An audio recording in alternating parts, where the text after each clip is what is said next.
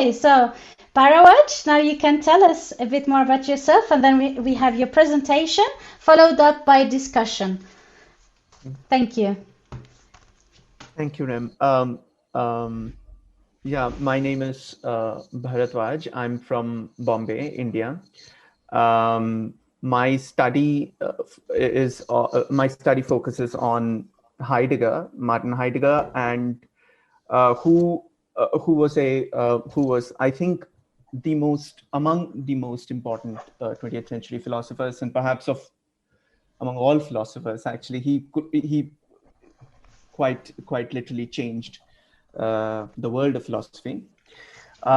In my study of Martin Heidegger, I wish to look at the Islamic intellectual and philosophical tradition through Heidegger, and through Heidegger's philosophy of history, the way he looks at history. I wish to ask quite simply a very simple question: where within his view of Western philosophy, where does the Islamic tradition fall? So that's my broadly my area, and within that, I'm interested in looking at Mulla Sadra as a post-Abyssinian philosopher, and to try and see how this fits into the Western philosophical history. Where does it fit? How come there is so less mention of Islamic philosophers in the Western canon? So those kinds of questions are what drive my research. Thank you, Bharatwaj. And would you like to start your presentation? Yeah. Okay. So, if my connection goes weak or something, just mention to me. I have I've kept my phone as well and my Wi-Fi, so Okay. I've kept I've made some precautions. But then if it fluctuates, because it has chosen exactly today to fluctuate, so Okay. since the last half hour I've been working with it. But if something gets missed out, or if there's a fluctuation, do mention it to me. Sure. Yeah. So I'll share the.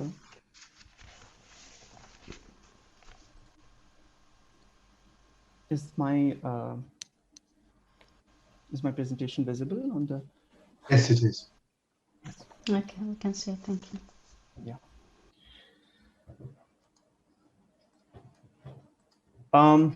I wish to begin, first of all, by thanking everybody, thanking the Ibn Arabi Society, thanking Rem, Richard, all of you for the opportunity. It's a great honor, and it's a great honor and a great privilege. So I wanted to begin with that note of thanks. And with that, let's enter our subject for the day, which is Heidegger, Ibn Arabi, and Dhikr, and the subtitle of which is Attempting a Phenomenology of Remembrance. Before I start, I'd like to begin with two quotations, slightly out of context, but as we progress, the context would become clearer and the quotations would become clearer too. So this is my first quotation. It is from Edmund Husserl, who is the founder of Phenomenology, which is a philosophical methodology. And he is the teacher of Martin Heidegger. And this quotation is from one of his last texts, and it reads like this: the life world for us who wakingly live in it is always already there, existing in advance of us, the ground of all praxis, whether theoretical or extra theoretical. So that's the quotation. And after every slide, many of the slides, I've mentioned certain key things that we take from the slide. So the key from this slide is the notion of always already. This is a phrase which keeps repeating in Heidegger's works as well, and it's significant for our discussion also. So that's the first quotation. The second quotation is from Surah Al-Araf, verse number 172. This is the famous Alastu bi Rabbikum verse, where so the quote, so I'm reading the verse. When your Lord took out of the offspring from the loins of the children of Adam and made them bear witness about themselves, he said, "Am I not your Lord?" And they replied, "Yes, we bear witness. So you cannot say on the day of resurrection, we were not aware of this." So that's the verse, and this is the key. So let us also notice here the paradoxical bending of time that is happening in this verse. So the last people are being brought in front of God in a pre-eternal beginning, and told something whose consequences and relevance is going to exist till the end of time. So there's an interesting bending of time happening in this verse, which we could overlook if we don't pay attention. And there's also the same. There's also a similar already an awareness which already exists, and this is not just a past historical past, but it's a sort of an intrinsic awareness which already exists, and that awareness is the lordship of God. So those are the two key things, and these were the two quotations. Now let us enter into the subject of remembrance by asking a very simple question: what it is to remember.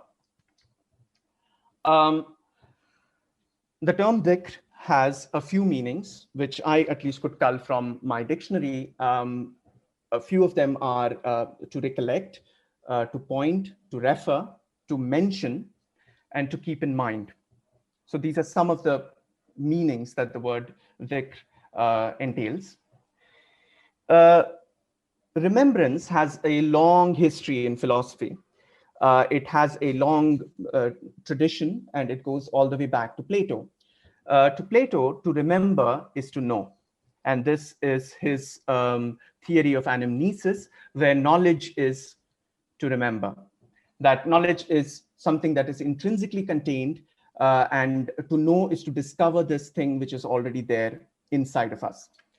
And this comes out forcefully, in a way dramatically, in one of Plato's dialogues called the Meno, where Socrates teaches a slave boy who is uneducated.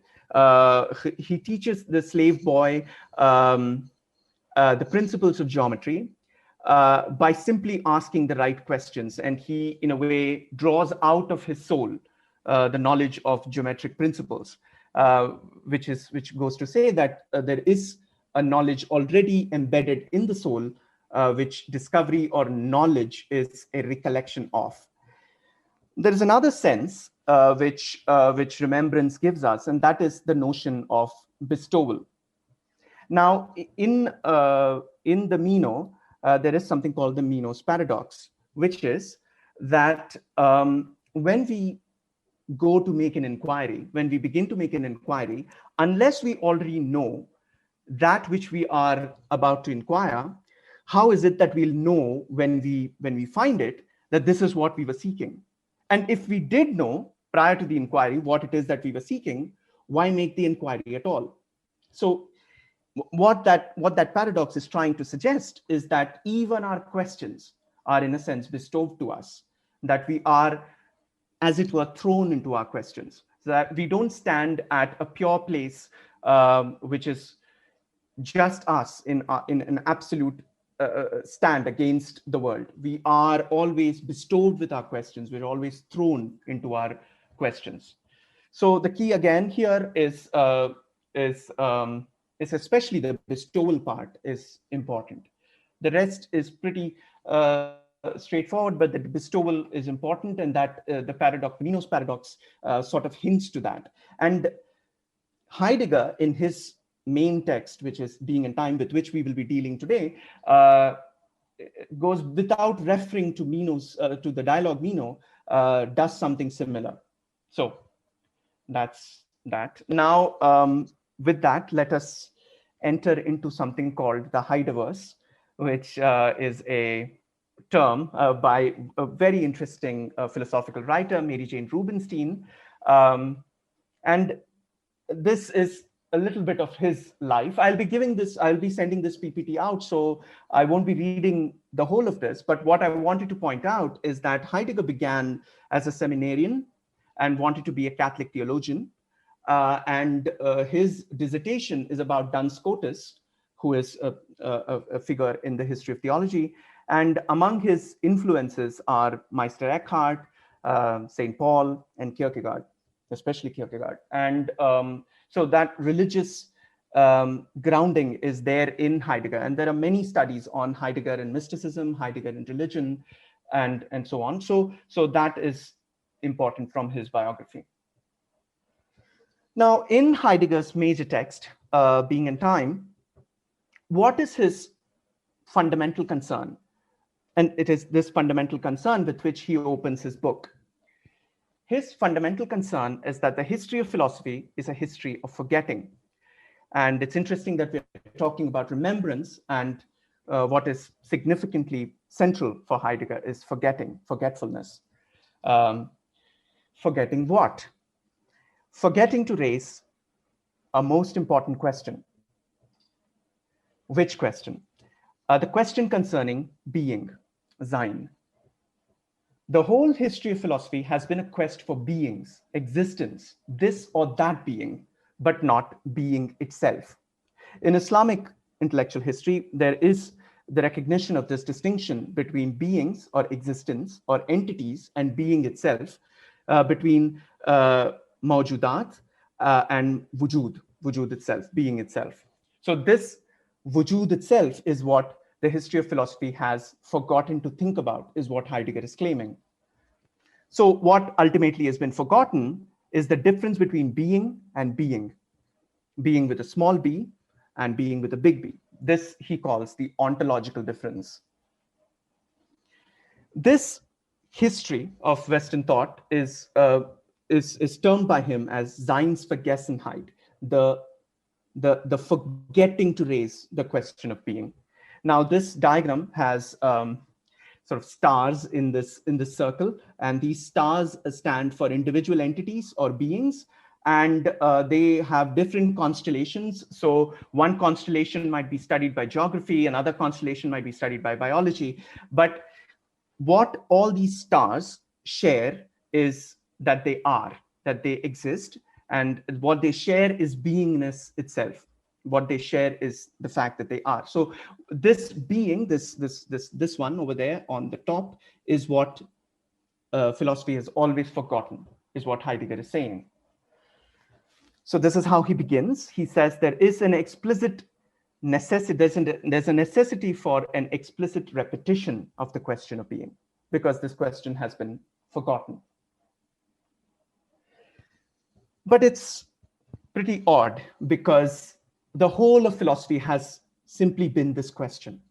All the way from Parmenides, Thomas Aquinas, everybody is asking this question. I mean, Hegel, it's always been about being. And it's not been just about beings in this with the small b, about entities, but it has always been about being, this large, the whole being itself. So what does Heidegger really have in mind here? Because this is rather contradictory. Heidegger says that, yes, it is true that in the history of philosophy, the question of being, the being itself, existence itself, has been raised.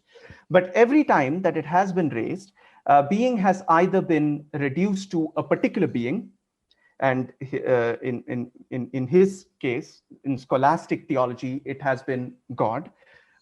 So he calls this ontotheology, or it has been reduced to a concept, to a general concept. So there have been three historical prejudices which have animated, as it were, the history of philosophy. And they are: being has always been considered as a universal concept, as an indefinable concept, or as a self-evident concept. In other words, as a concept. But being is not a concept. It is not a universal concept. It is not the totality of beings. It is not being plus being plus being plus being plus being. And being is not a being. It's not a thing. It's not an object. So being is not a noun, not even an abstract noun. So because even a concept is a thing and being is not that. Then what is being and what is Heidegger trying to aim at? So there are very few places where Heidegger actually defines being, because that, to him, that goes back to the same problem that philosophy has always had, reducing being into a concept. So this is one place where he is explicitly going to define for us being, and therefore this is a very precious little passage where he says that being is that which determines entities as entities, that on the basis of which entities are already understood. The rest we have seen, being of entities is not itself an entity. So what is interesting here is being is that which, in a sense, discloses entities. Being is that which makes entities stand in front of us with meaning. Being is that which makes or determines our understanding of beings. So this is what he says here. So being is that which lights up entities, makes entities possible, opens them up, makes them appear in front of us, but not as a cause and an effect, because then that will take us back to the realm of beings with a small b, into the realm of entities. Being is disclosive, it discloses, it manifests, it opens up. It is that space within which events happen, within which beings light up. So that is the being which philosophy has never been able to question or never been able to raise as a question. Being is what opens beings to meaning. This is the key of this slide. Now, let us understand this through a pictorial, through this picture, through this example, through this symbolic example. So what we have here is a dance. This is a traditional Indian dance. And what you can see is a white background. And within that, there are black silhouettes of dance moves. Now, there are 8 moves. And all these 8 moves combine together, interconnect, and form the dance. The dance itself cannot be identified with the particular moves. The dance is what emerges, what comes out of the moves connected together. The dance can be thought of as the space within which the dance moves have interconnections and have meaning. The dance is that enclosure which discloses these moves as dance moves. So, the dance is the space, the opening, the enclosure, the frame within which steps or moves interconnect and present themselves as dance. Now, how it does this is very mysterious, because when we enter into a theater and we see a dance happening, we don't have to really think about all these things. The dance simply presents itself to us as a dance. The moves are simply presented to us. They simply disclose themselves to us as a dance. If we were, if this disclosure were not to happen, if one of these moves were to be taken out of this frame, there is no, the particular posture could stand for anything. It could be a yogic posture, it could be simply a gesture, it could simply be an exercise, but there is something that brings them together and closes them into a frame of meaning, which we call dance. So that is what being is to Heidegger. Being is a disclosive phenomena. It discloses, it manifests. Now, what does it mean to forget this? What is implied in this Vergessenheit, in this forgetfulness? This is from a very interesting lecture that I really love, and the Edward Kantidian is taking this this idea from Heidegger's essay called Letter on Humanism, but I like how he puts it together, so I'm going to quote him. That Plato and his followers missed to properly ask the question of being was not some kind of mistake, which a new approach to ontology may rectify.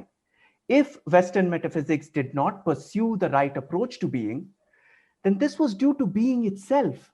It did not offer itself to be questioned.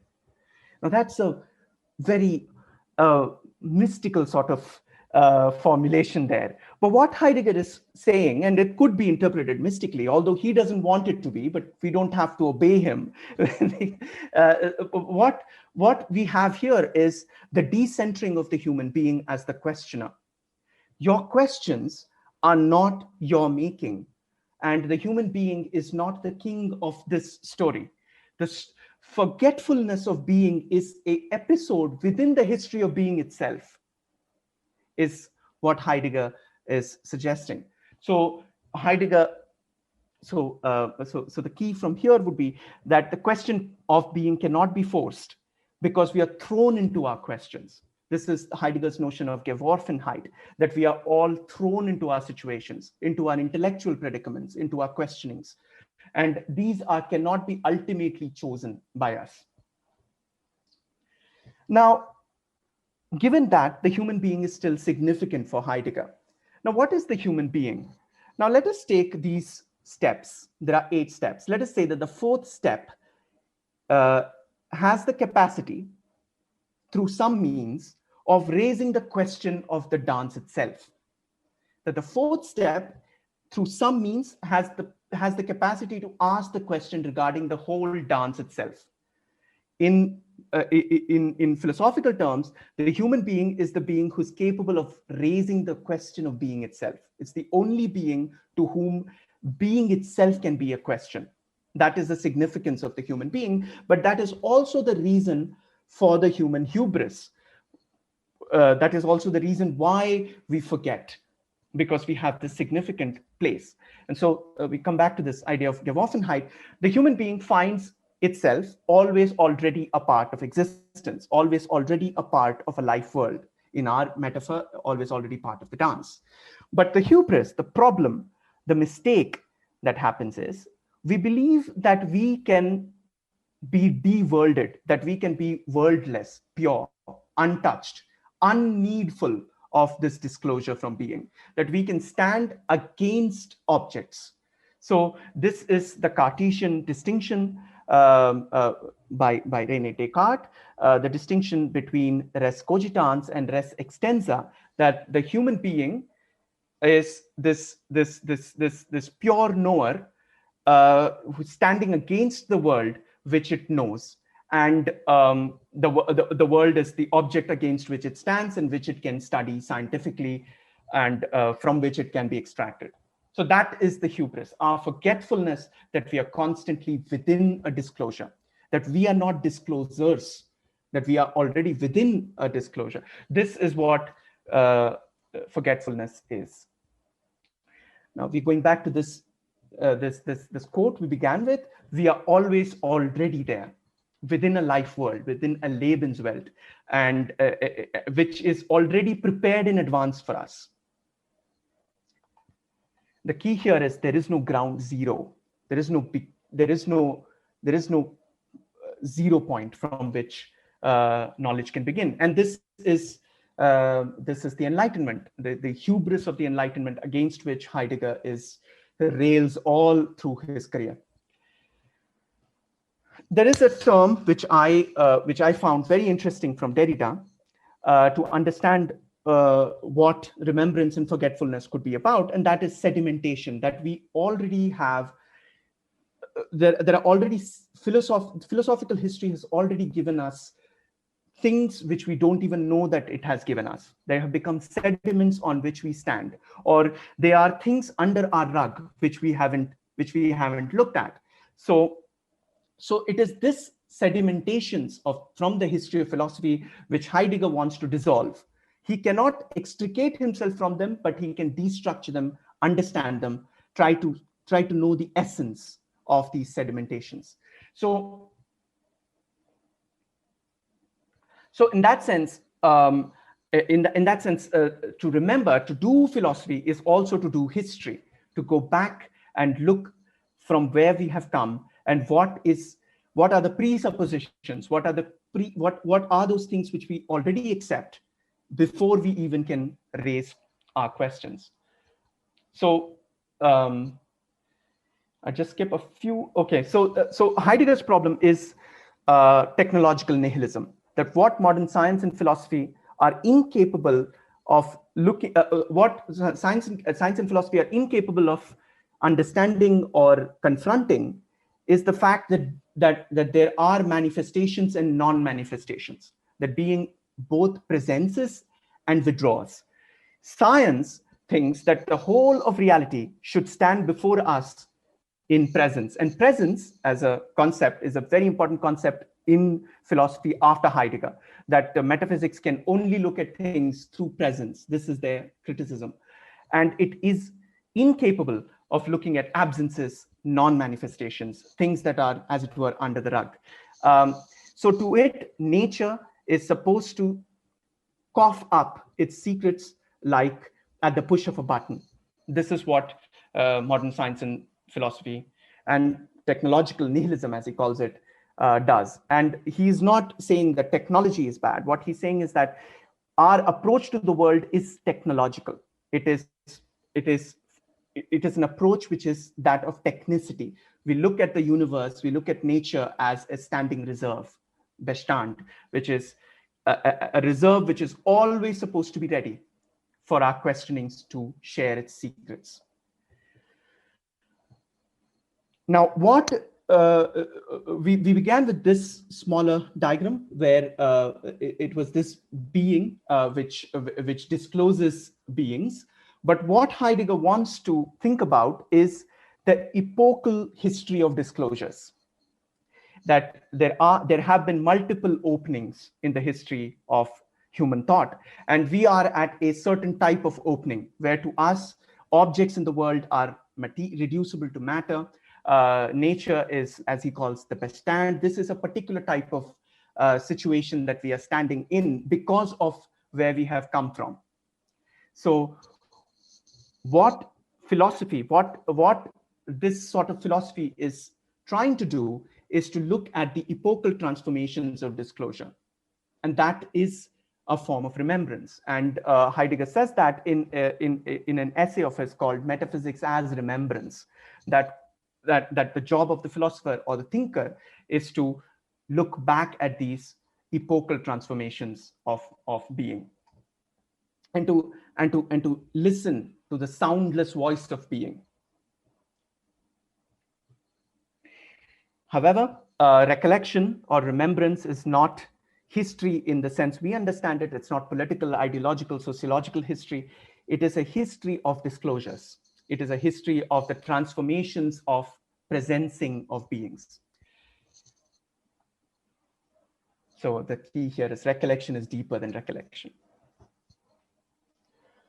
What recollection is really about is the intrinsic nature of things. The intrinsic nature of things which have to be understood by understanding the history of how we understand things, the sedimentations that we spoke about. That is what thinking as recollection is calling us to do.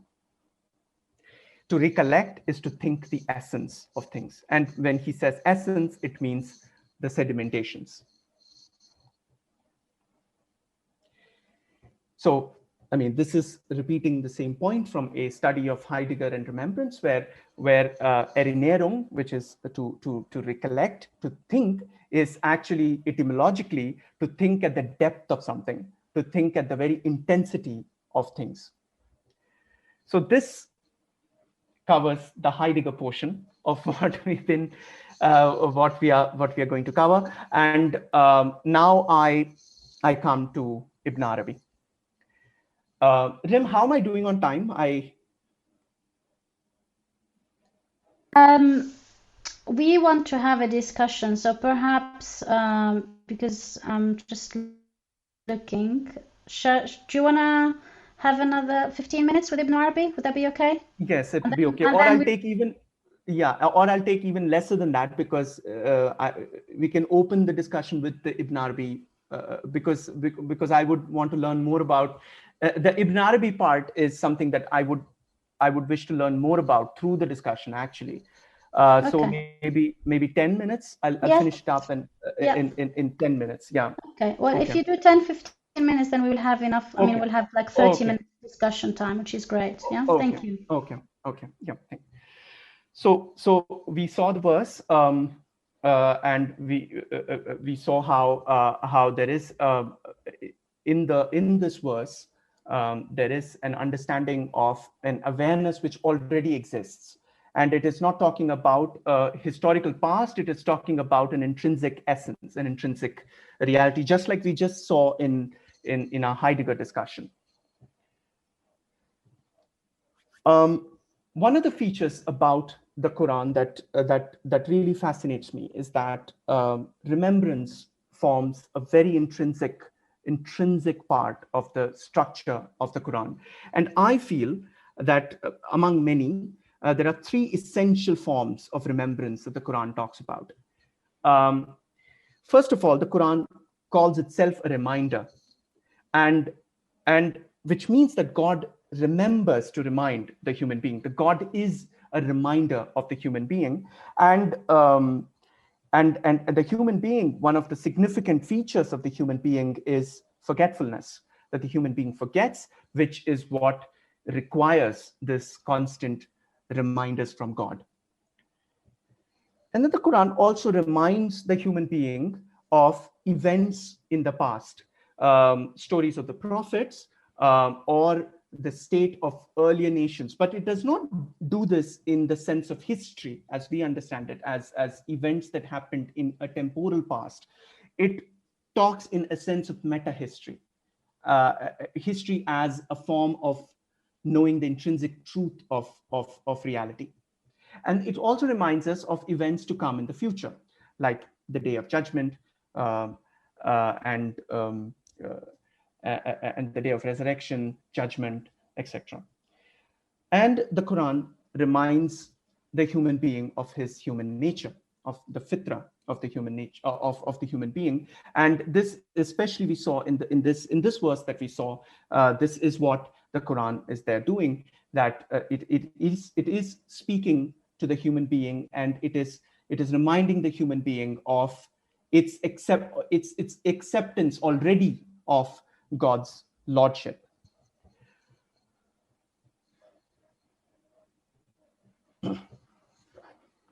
So like I was saying, Dhikr is to recognize these deep structures of reality in which one is already created, which has already been disclosed to us.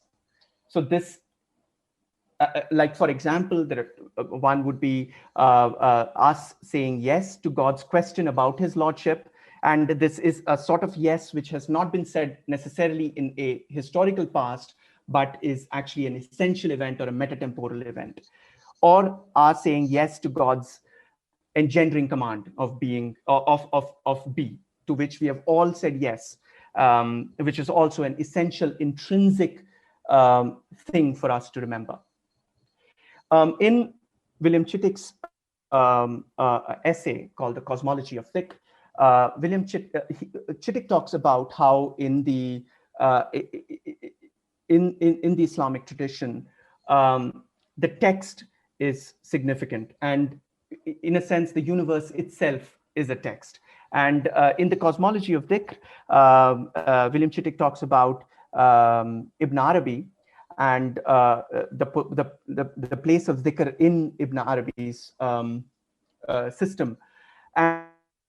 And what he talks about is that, what William Chittick talks about is that God reveals three books: the universe, the human self, and the scripture.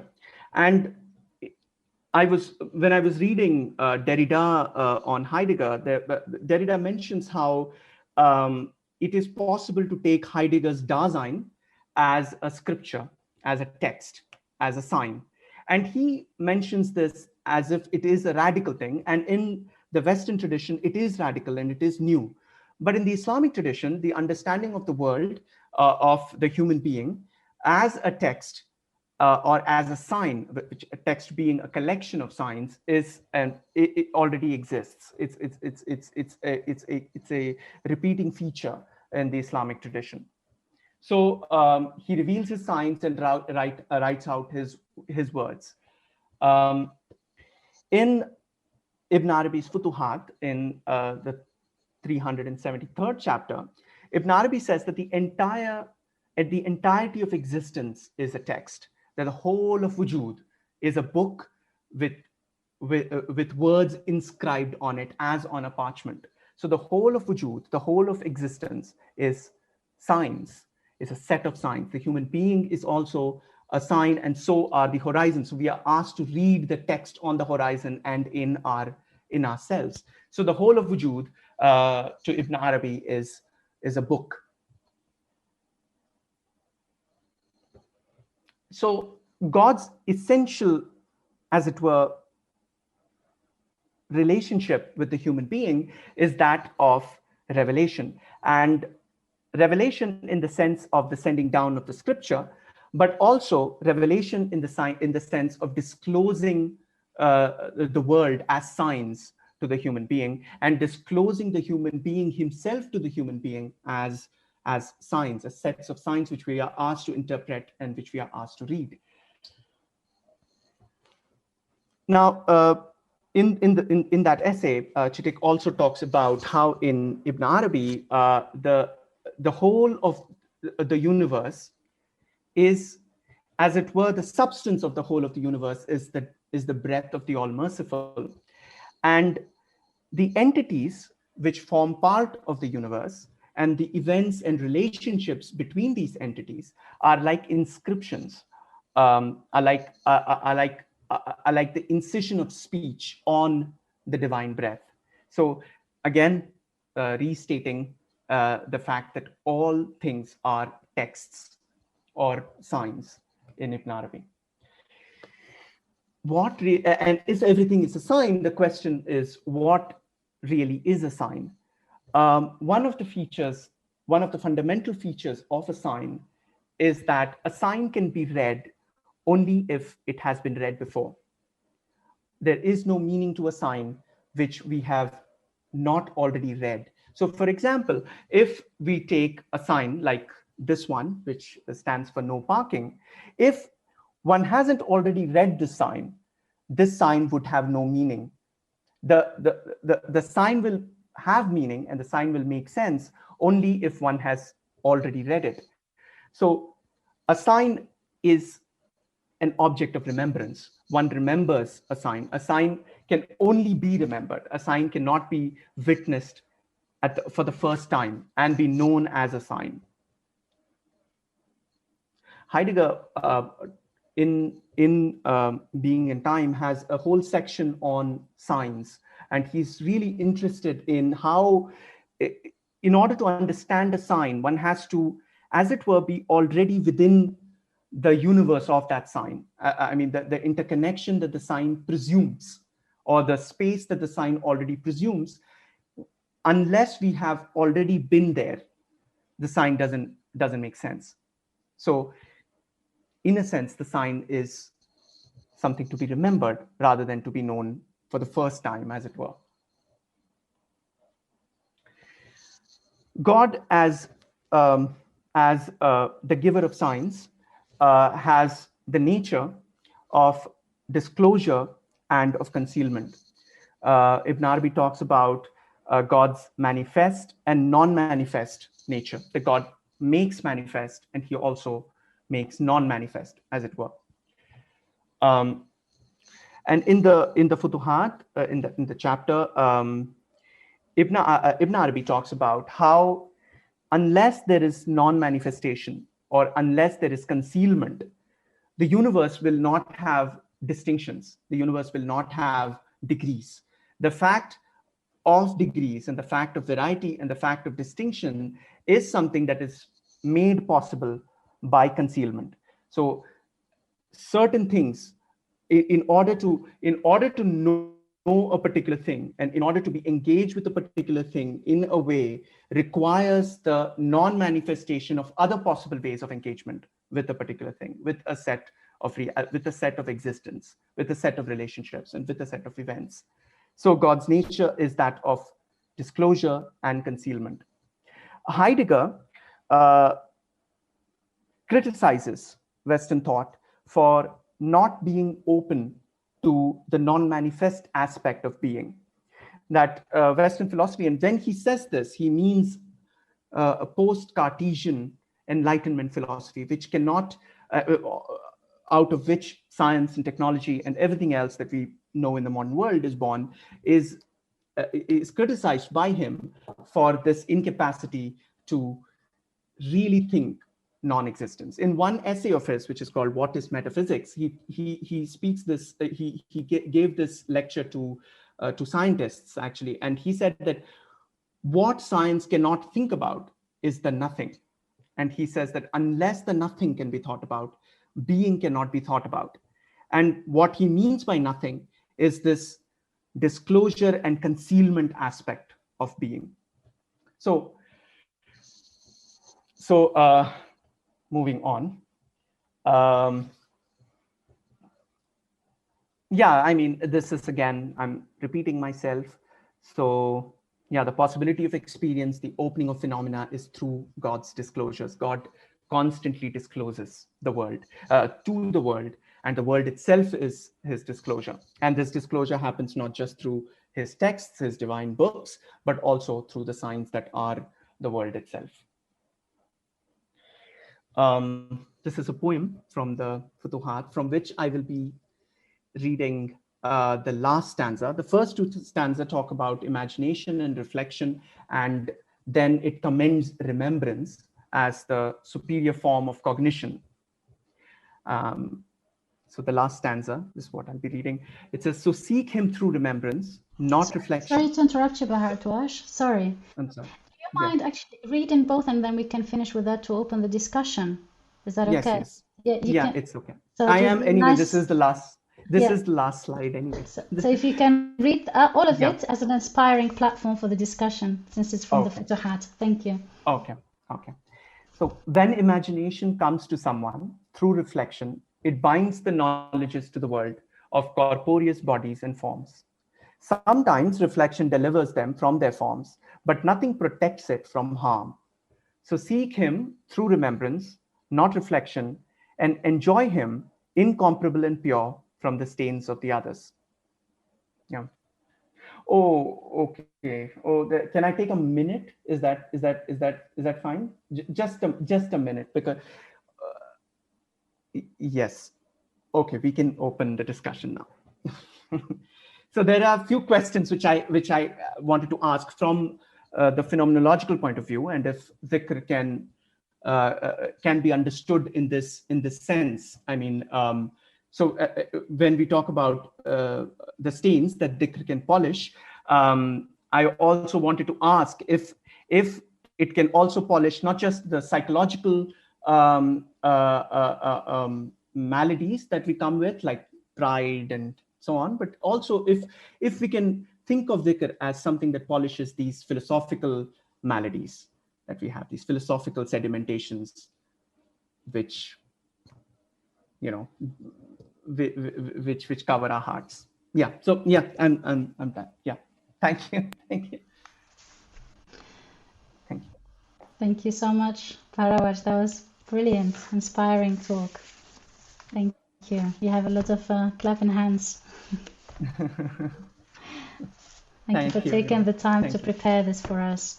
And I'm sure that there are loads of interesting now suggestions, comments, and discussion points that we would like to share with Bharatwaj for this wonderful work. Thank you. So we will have 30 minutes of discussion, and then we will be free to go back to our ontological world, if you can call it that way. Yeah. Okay. Yeah.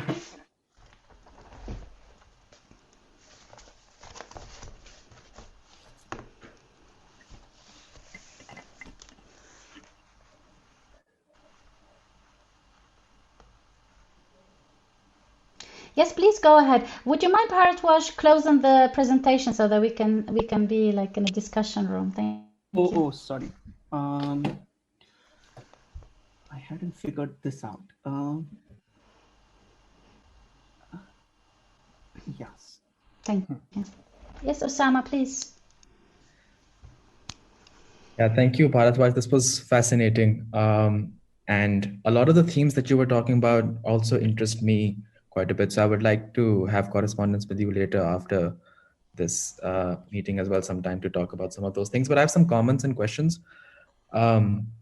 Your idea about this, that Heidegger and various others have invoked about there being an immemorial past, that it's not personal, that sort of precedes everything. It's reminded me a lot about on discussions about the unconscious, as like the collective past that is forgotten, that has, I mean, you read it through Freud or Jung, etc. I was wondering if you were thinking about unconscious in this discussion as well, and Dhikr as a means of bringing to light something that has been forgotten, something that, like you said, and very articulate, that it's something that sort of precedes us. And another comment I had, or sort of like a question, was if you were interested also in looking at repetition in Dhikr as a philosophical concept. I mean, that dance, for instance, that you talked about, if you talk about that in some Sufi contexts, the whirling dervish, for instance, the repetitive circles, or the repetitive breathing. I was wondering if repetition here is an important analytic to, and maybe Deleuze, for instance, or Benjamin through eternal recurrence, that I think and if synchronicity along with repetition, so everything is being repeated but together at the same time, where bodies are in harmony. If repetition has something to do with bringing to light this, or reawakening, for instance, if something existed prior and was forgotten and now we're aware of that knowledge again. And then I had a question regarding and that's something that sort of also bothers me, because this idea of being understood as a flux, as a constantly moving sort of force, not as a concept, not as something that is defined rigidly, but always being open to. And then the way you talked about manifesting and disclosing things that are always already there, how does that concept link with, or how do you, or if there is a tension between that idea of things always already being there and merely being disclosed, with creation, which although is complicated in Islamic philosophy, but this idea of be and being, where be sort of presumes like a definitive act, kun, and it was that it happened that way, and full stop. An event occurred. So if you think there is that tension, because of course Ibn Arabi is also talking about creation and resolution simultaneously all the time. So there are things being created and then things that resolve back into the reality's unity. But if you think there is that tension between this idea of always already being there, that idea of there being human beings sort of being thrown into, or not just being, life sort of being thrown into things that have already existed, sort of has, is in some kind of tension with creation if you resolve that. But yeah, fascinating. So, thank you. Okay, thank you for these questions. Jung especially, I mean, going to the first question, Jung especially is an interesting thinker to think with Heidegger, especially the later Jung, in the sense when he is being more metaphysical in his later works. I mean, where he almost becomes a mythological reductionist, as it were. Everything, ideas are to him mythic in that sense. I mean, they come from a certain mythic drama.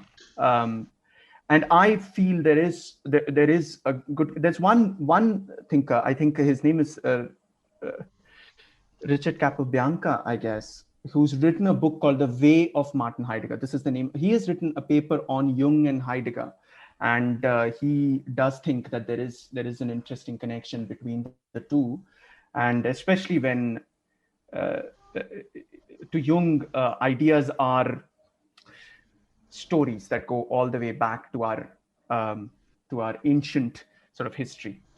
So there, that connection is there. But I think the Freudian one, if it is, if my understanding of him is correct, I mean, if his unconscious is not the collective one that Jung's is, so in that personal unconscious level, I don't think Heidegger would.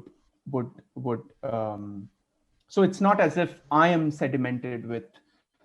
I mean, it's the entire, the whole history is like that. And so this whole mythic picture does come closer. So the Jung connection is more than the Freud one. And then the repetition. Yes, I think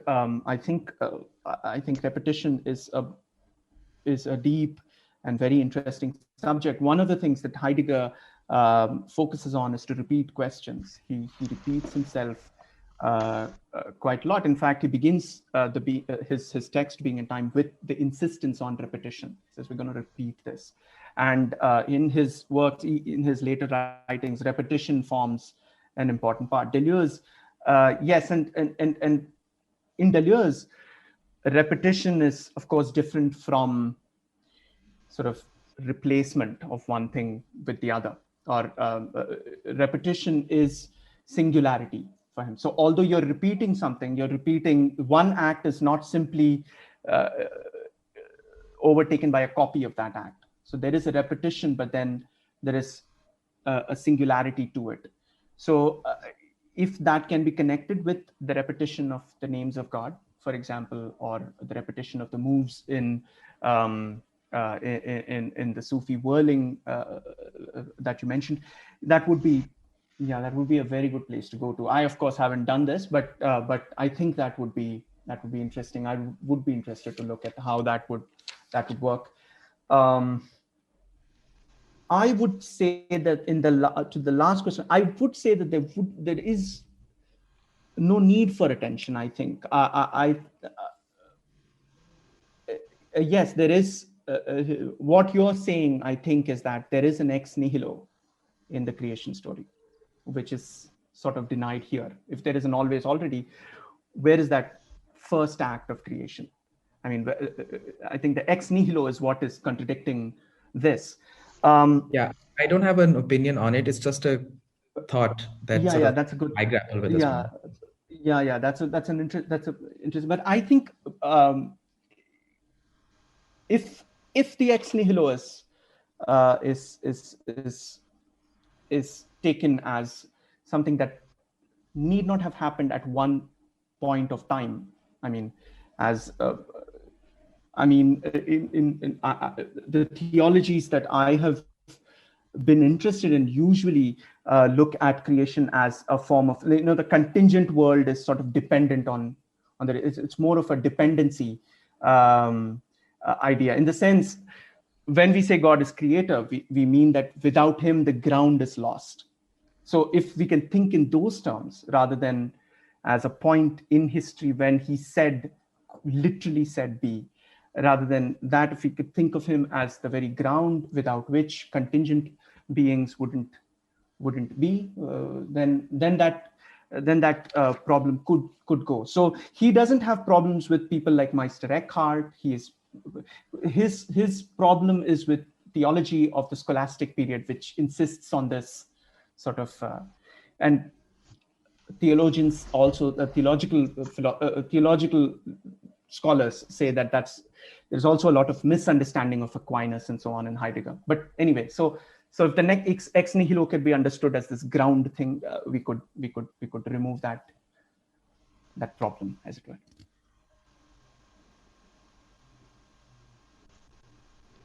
Are there further comments with regards to what has been mentioned by Usama and Bharatwaj, or are there other questions?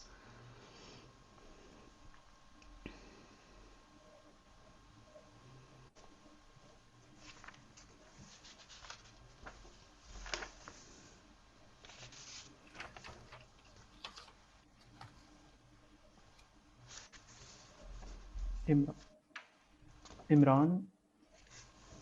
Yes, yes, please. Yeah, go ahead. This is discussion forum, so please go ahead.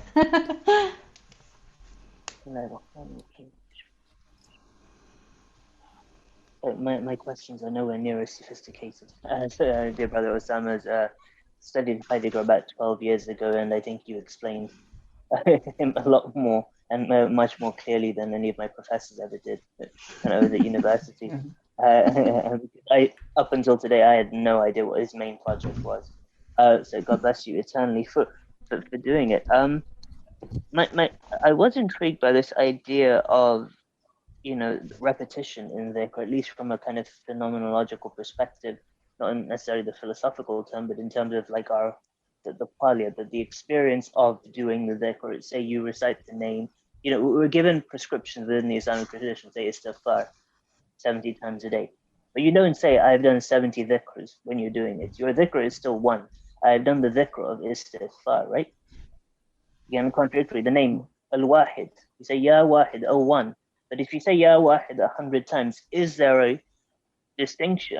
Is there a logical tension if you say Ya Wahid 100 times? Because you are also talking about the Lord who is Al-Ahad, the only. And so there seems to be a point at which if you are asking the question about being, then I'm not sure if I'm going to articulate this very well. If you're asking the question about being, then you're right in as much as it requires you to remove your, all your accretions such that you can come to try and apprehend this transcendental isness, shall we say, rather than being I quite like this isness, but also simultaneously demolish the idol that is your concept of isness, because otherwise you find yourself falling into a rational divine or a rational creation. And then you've got verses like in the Quran that suggest,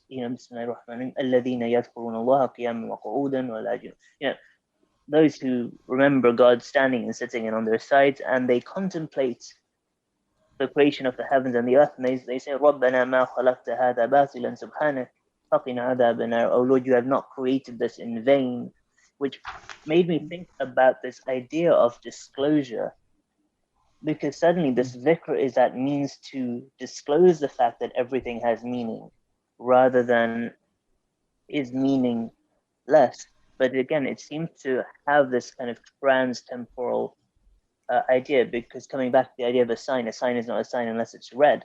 Well, what before? Well, if you read it before, then how did you know it was a sign then, unless you read it before that, right? You're kind of going into an infinite regress of reading signs, unless someone is there to tell you what the sign is. And the Sufis say things like, we have mistaken the sign post for that which is being indicated. And so then I wonder, how do you resolve this problem unless you are to say that in the fitrah, for all of creation, believer or non-believer, Sufi or say ultra-rationalist or whatever else, Salafi, hypothetically, that there is,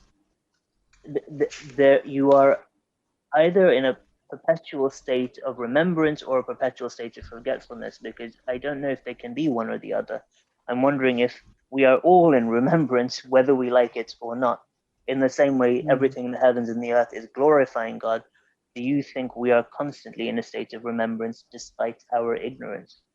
This is more religious than a philosophical question. It's very interesting. Yeah, I would. So whatever I say would only be like a suggestion, or I would be asking you in return, really. I mean, so if I can begin with the last point, can we be in a state of total forgetfulness, or in a state of total remembrance, or rather that can it ever be possible that we can totally forget? Right? I mean, is this either or situation? That's the because if otherwise the fitra is totally negated, if there is no, and also I think unless there is some kind of remembrance, I don't know how, and if the world is a world of science, I don't know then how we could even even do worldly things, as it were. I mean, from a theistic perspective, disclosure or the knowledge comes from God, and if we are not able to read any of these signs, then not only would the knowledge of God be impossible, but even the knowledge of the world. I mean, if every act that we do within the world also are signs leading us to God in some way, because if they don't, then I don't see how the connect to the real is somehow broken, to even our worldly acts. There should be some connection to reality. Otherwise, I don't know, then we would be in a total dream state, as it were, or in a state of total falsity. And I don't think that that would be possible for the human being, given that there is the fitra at some level. That's the best I can do. I mean, I also like I'll buy how it. the I'll buy sorry? it. I like it. Thank you. It's a very interesting conversation point, actually, Amran. I wonder if anybody else had something else to add on this one, or another comment related to this question. Lucy, yes. Forgetfulness, remembrance. Lucy, yes, please. It actually has more to do with Heidegger, if I may. It's to do with remembrance in Heidegger, and I'm sure your studies will have looked at the call. Obviously, the call in being and time is very much to do with authenticity and is located in Dasein. But more interestingly, in what is called thinking, particularly in the final lecture, he seems to cite the call in this fascinating area of ontological difference. And this is the moment that it comes to presence. And I just wondered if you had any comment on that?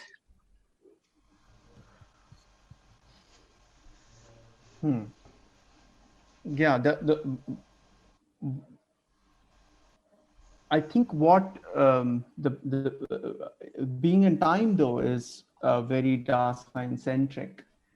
So, I mean, it's centered on the human being, and the achievement of authenticity is central, at least in the second half of the text, after all this has been done.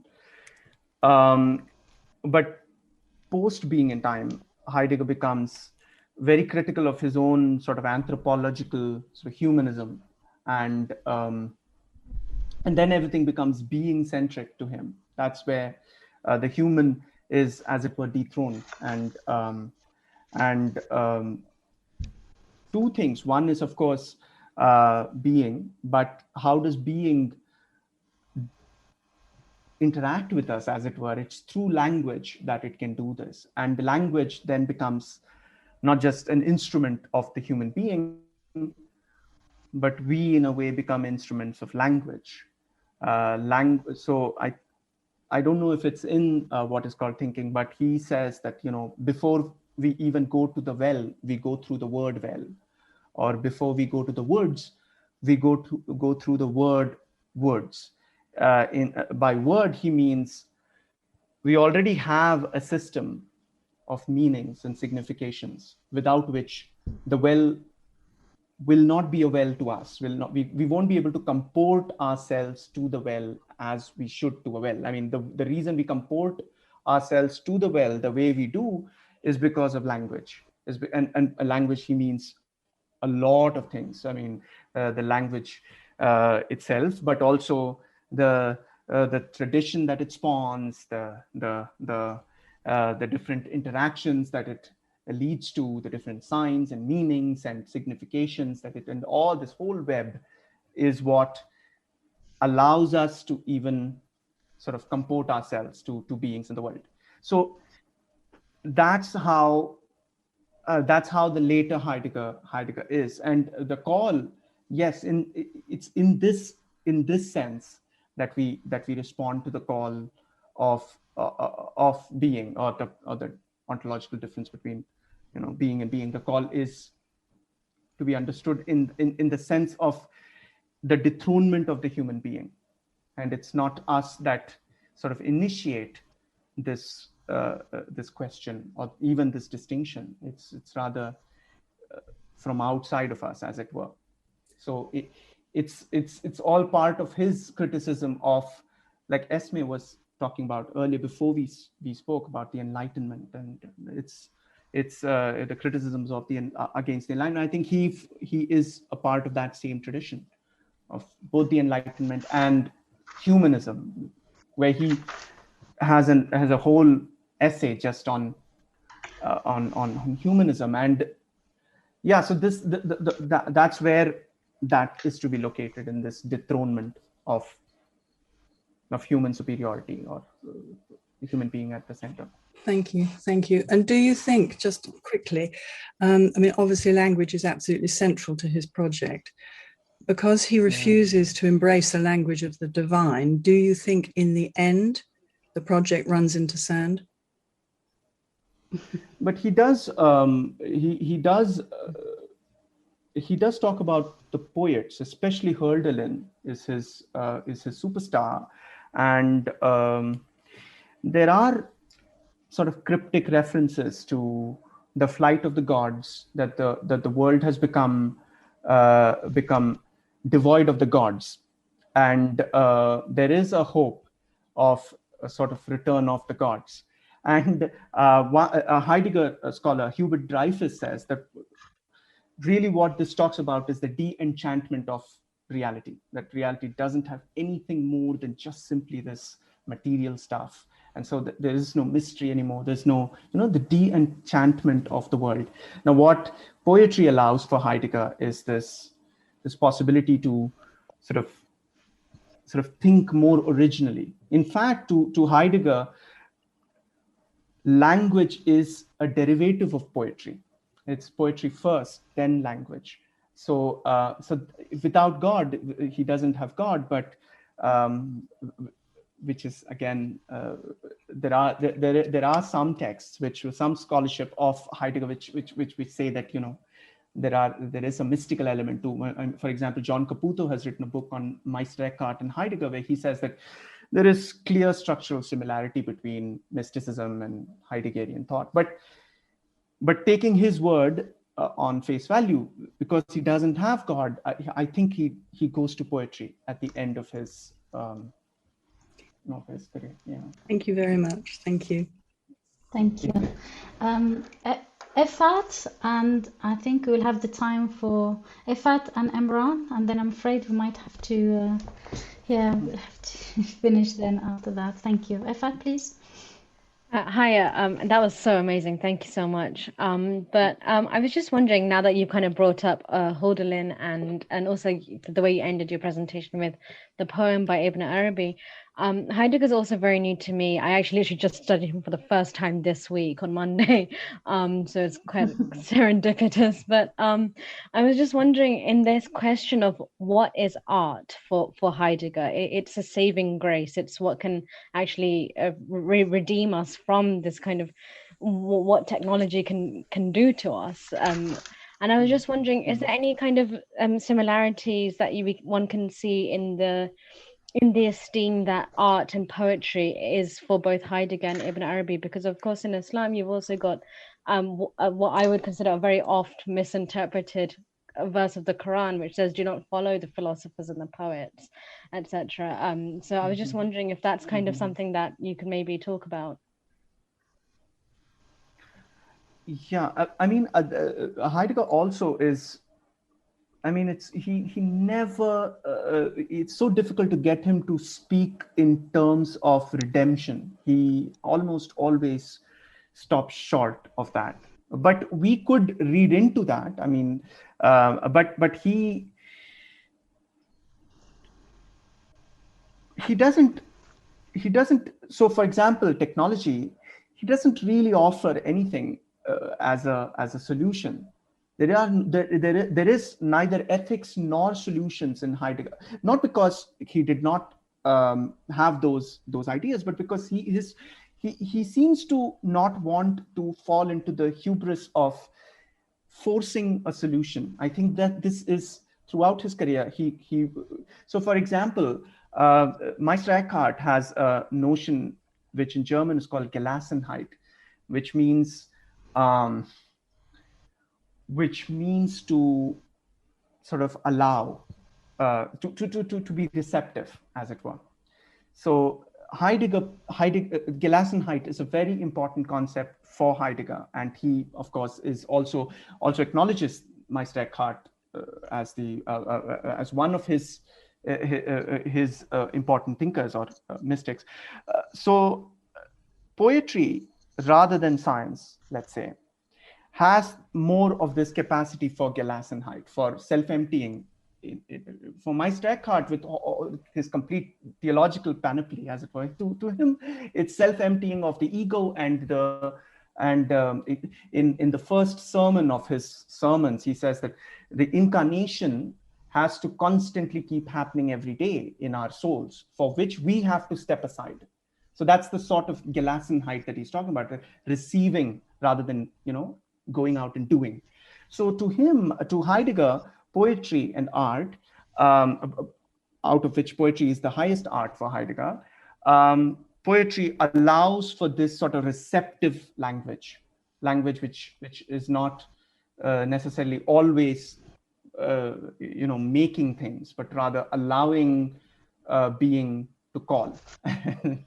Its silent call is heard by language. Now, in this is not your question. Your question was how is that to be connected with the Quran, Quran's criticism of no, I was kind of considering about how we can see Ibn Arabi as a poet, and kind of, is he doing what Heidegger thinks poets should do, or is there any kind of link there between the two? I think so.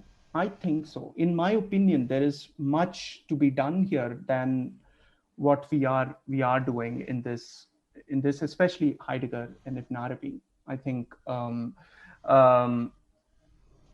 don't want to say that Meister Eckhart and Ibn Arabi have the same. I mean, of course not. But there is that element in my opinion, yes. And Ibn Arabi is much closer to Heidegger than. These are all problematic terms. But what I'm saying is there is much to that comparison, as it were. I don't know why I'm saying as it were today. I mean, yes.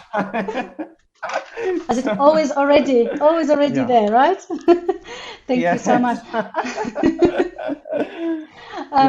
I'm sorry, Amran, we might not be having the time to take your question, but I was thinking maybe we can carry this over to the WhatsApp group discussions, if that's okay with you, because we do come to the end of today's session, and we want to really thank Bharatwaj for such an amazing presentation and trying to resolve all of these very difficult questions. Thank you so much, and thank you for all of those who joined us today as well. Thank you.